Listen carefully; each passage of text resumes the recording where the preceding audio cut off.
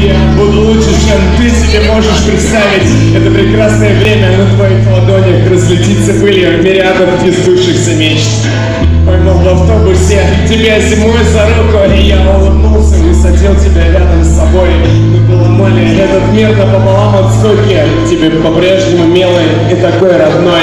Ты не пиши весна, лишь навещай порой касанием ветреных порывов по моим щекам. В аэропортах, поездах или в кафе на трассах ты моя Ева, но не я твой тот самый Адам. Я просто мальчик, что поверил в красоту и слово. Я тот, кто верит людям, сука, и всегда прощает. Я тот, кто кормит обещаниями, не выполняя. Я просто верю в доброту, несвойственную вам. И вот когда-нибудь ты встретишь на пороге осень, что твою молодость прирезала тупой ножовкой. Ты улыбнешься, вспоминая, сколько в жизни бросил и сколько, сука, никогда ты и не начинал. Ты встретишь вечером в метро ее, она не видит.